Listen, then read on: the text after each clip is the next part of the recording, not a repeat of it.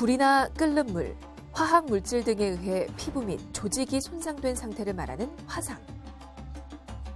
우리는 화상으로 인한 흉터가 얼마나 심각한지 잘 알고 있습니다. 하지만 크고 작은 화재, 폭발 사고는 계속해서 이어지고 화상 환자 역시 늘고 있는데요. 2017년 국내 화상 환자는 60만 2,149명으로 전년보다 3.2% 늘었습니다. 100명 중 1명꼴로 화상을 경험한 셈이죠.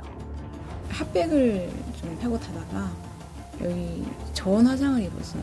한 달 딱 되니까 절단해야 된다고 해가지고 콘센트에 딱 꼽은 거예요. 그래서 전기화상. 근데 전기화상이 2, 3초 돼도 깊게 오더라고요. 얘는 막 울고 막 이제 바로 이제 응급실 갔는데. 화상은 불에 직접 닿거나 뜨거운 물에 바로 닿지 않아도 발생할 수 있습니다. 50도 이하의 저온이라 해도 오랜 시간 노출되면 피부에 화상이 생길 수 있는데요.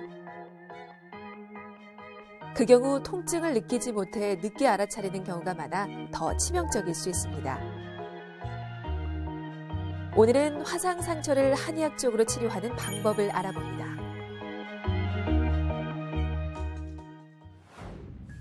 사람의 피부는 단백질로 구성돼 있어 오랜 시간 열에 노출되면 변형이 일어나게 됩니다. 끓는 물에는 닿기만 해도 화상을 입을 수 있고 50도씨에서는 3분만 노출되면 변형이 일어나는데요. 화상은 피부와 조직의 손상 정도에 따라 1도, 2도, 3도 화상으로 분류할 수 있습니다. 표피층만 손상된 1도 화상의 경우 대개 직사광선에 장시간 노출됐거나 고도의 발열에 순간적으로 접촉 또는 노출돼 발생하는데요. 1도 화상은 특별한 치료 없이도 대부분 자연적으로 치유됩니다. 2도 화상은 표피 전부와 진피 일부가 손상된 것으로 끓는 물이나 화염, 기름 등에 의해 생기는데요. 보통 그 자리에 물집이 생깁니다.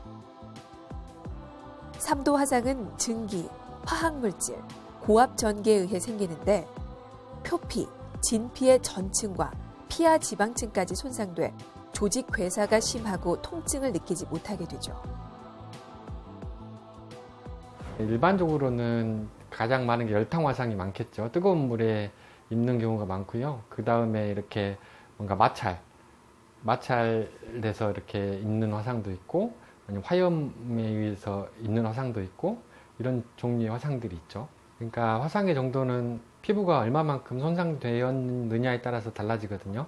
그러니까 표피만 손상이 되면 가벼운 1도 화상, 표피와 진피 일부가 손상이 되면 2도 화상이라고 표현하고, 피하 조직까지 손상이 되면 3도 화상이라고 하는데요. 육안으로 보기에 수포가 관찰이 되면 기본적으로 2도 화상 이상이고요. 육안으로 봤을 때 이렇게 수포 이외에 하얀색 가피라고 하는데요. 가피가 관찰이 되면 심지성 2도에서 3도 화상이라고 볼 수 있습니다. 겨울에는 핫팩과 전기 매트 등을 사용하는데요. 비교적 낮은 온도라도 장시간 노출되면 저온 화상이 생길 수 있습니다. 핫백을 좀 하고 타다가 여기 저온 화상을 입었어요. 그러다 보니까 이게 둘레를 돌아가면서 콩깍 돌아가면서 이 물집이 잡혔더라고요. 수포가 잡혔는데 이제 그게 터지면서 이 반으로 갈라져서 이 껍질이 벗겨졌어요, 밖으로. 그러니까 손톱이 탈락된 거죠. 저온 화상의 위험성을 알지 못했던 미연 씨. 병원에서 손가락을 절단해야 한다는 진단까지 받았는데요. 절박한 심정으로 한의원을 찾았고 2달째 치료를 받고 있습니다. 함부 다친 곳과 그 함부 주위에 침을 넣고요. 그리고 필요한 경우에는 그 다른 부위에 추가로 침을 넣습니다. 기본적으로 침 치료가 이뤄지고요.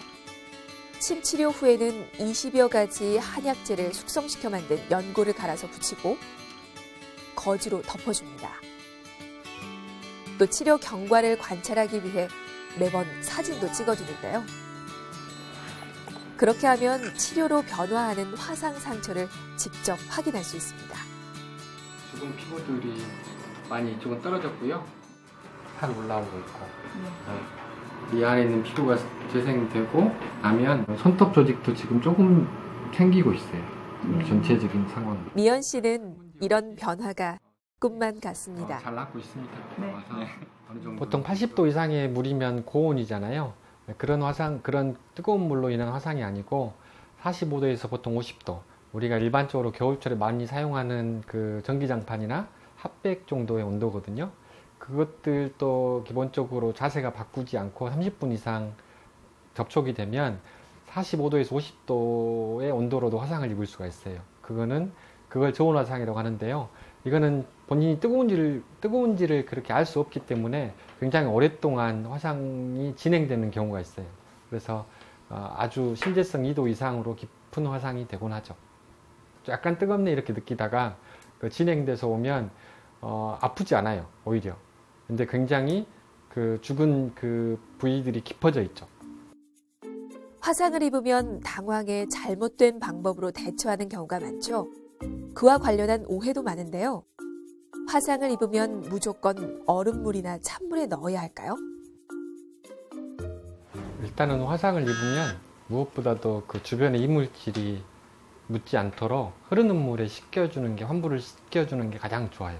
그러니까 너무나 차가운 걸 붙이게 되면 그쪽에 우열이 생겨가지고 오히려 부종이나 이렇게 환부 상태를 악화시킬 수가 있어요. 그래서 흐르는 물로 주변을 깨끗이 씻겨주는 게 더 좋습니다. 그렇다면 화상 부위에 물집이 생겼을 때는 일부러 터뜨리지 않고 지켜보는 게 좋을까요? 수포가 생기면 수포액은 터뜨려서 배액해도 되는데 수포 껍질이 벗겨지면 안 돼요. 수포 껍질을 벗겨버리면 환부가 굉장히 깊어지는 경우가 있어요. 그래서 어떤 드레싱 제제도 우리 피부만큼 좋은 건 없거든요. 그러니까 최대한 수포 껍질을 보호하는 것, 보존하는 게 가장 중요해요. 특히 어린 아이들은 잠깐 사이에도 화상을 입는 경우가 많아 더욱 주의가 필요한데요. 실제로 영유아 화상은 집에서 가장 많이 발생하고 있기 때문에 가정에서는 뜨거운 물건과 음식이 아이 손에 닿지 않게 주의하고 관리할 필요가 있습니다. 화상 환자 10명 중 3명은 영유아일 정도로 많은 아이들이 화상을 경험하는데요. 질병관리본부가 2012년에서 2017년까지 6년 동안 화상으로 응급실을 방문한 환자 3만 7천여 명을 조사한 결과 연령별로 볼 때 4세 이하의 영유아가 29%를 차지했습니다. 이제 3살이 된 민우도 한 달째 화상 상처 치료를 받고 있습니다. 안으로 잘할 수 있어요? 병원에서 피부 이식이 필요하다는 진단을 받았지만 다행히 치료를 통해 많이 호전된 상태인데요. 이 작은 손에 대체 무슨 일이 있었던 걸까요? 할머니랑 같이 헬스장에 갔었는데 넘어지면서 러닝머신에다가 끼었어요. 손이요? 네, 그래가지고 3도 화상 입어가지고 수술을 하게 되면 이식을 해야 되는데 매년 성장할 때마다 수술을 해야 된다니까 얘한테도 안 좋고 힘들고 하니까 한방 쪽으로 카페 같은데 이제 후기 보면서 알아보고 왔어요. 이제는 손가락의 움직임도 좋아지고 피부도 많이 재생된 상태입니다. 근데 오늘은 더 발에 화상을 입은 현우도 치료를 받고 있습니다. 엄마는 혹시 아이가 걷지 못하게 될까, 뛰지 못하게 될까 걱정이 참 많았다고 하는데요. 엄청 잘하지. 울지도 않지. 발은 아이가 계속 써야 되는 부분이잖아요. 그리고 어린 아이니까 그동안 또 자랄 것이고 아이 발이어서 저는 걷고 뛰는 것만 문제 없어도 좋겠다 였었어요. 사실 하은이만 입원했을 때. 근데 그거 이상으로 지금 이제 피부 흉도 최대한 없고 많이 줄어들고 있고 뭐 계단 오르내리고 하는 것도 전혀 문제가 없어서 저는 굉장히 만족해요. 이렇게 회복되기까지도 꽤 오래 걸렸지만 앞으로도 더 치료가 필요합니다. 어차피 이게 좀 그 표피층이 네. 좀 한 달 정도 걸려요. 더 수복이 되려면. 네. 아이들의 경우 드레싱을 집에서 처치하기 어렵고 구축 현상이 일어날 수 있어 입원 치료를 하는데요. 5살 소연이도 벌써 50일째 입원해서 치료를 받고 있습니다. 애기 젓가락을 이제 얘가 이제 위험하다고 동생 걸 뺐다가 제가 이제 동생 데리러 가는 사이에 얘가 콘센트에 딱 꼽은 거예요. 그래서 전기화상인데 전기화상이 이게 2, 3초인데도 깊게 오더라고요. 전기 감전 화상으로 손가락을 절단해야 한다는 말까지 들었지만 이제는 많이 좋아졌는데요. 처음 치료를 시작했을 때와는 확연히 다른 모습이죠. 이제 손가락 관절이 굳는 합병증 걱정도 없어졌습니다.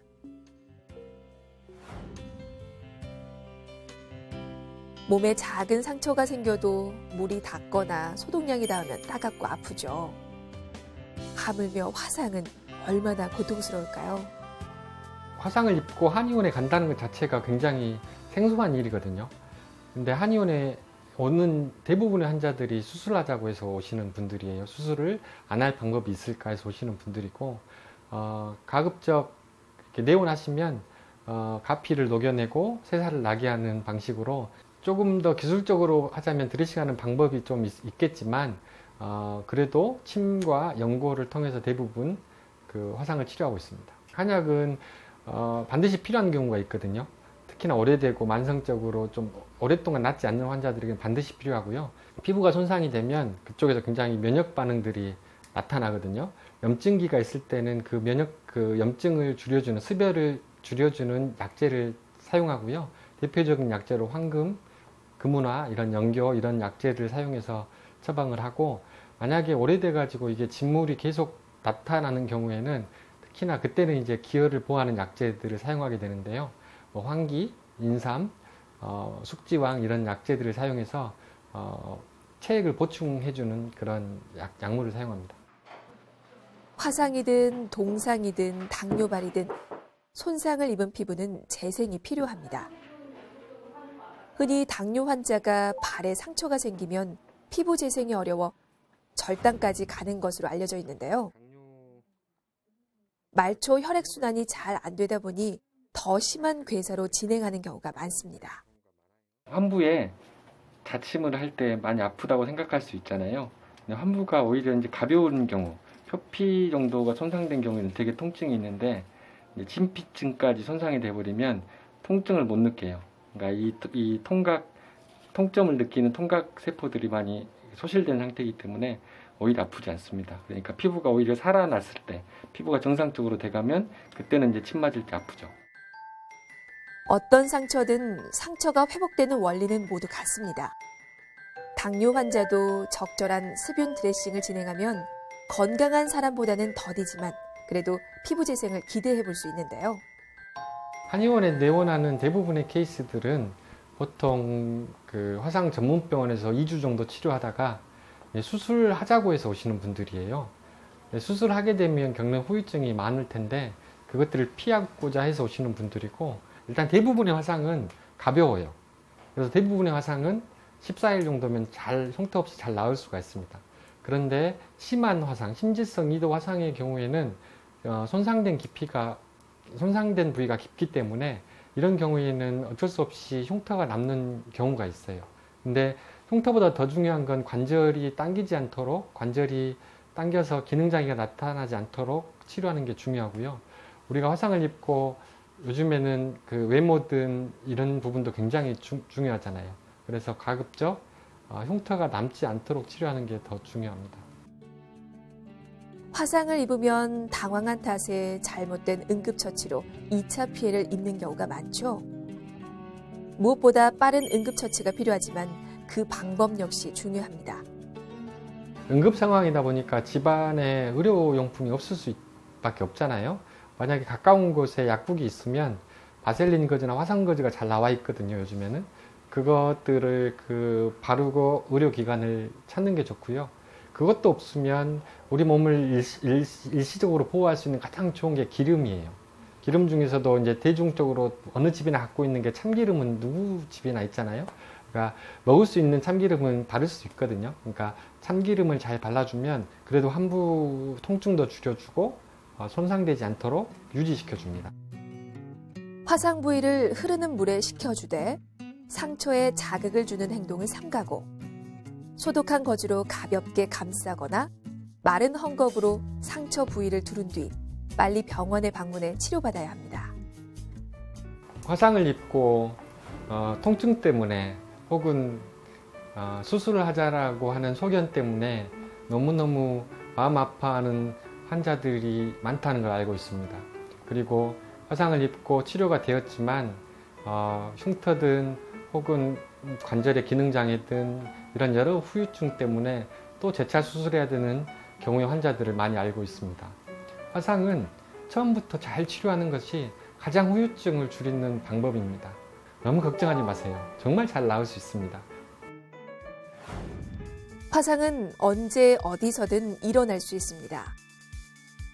모든 일이 그러겠지만 화상은 특히 초기 대응을 어떻게 하느냐에 따라 결과가 큰 차이가 납니다.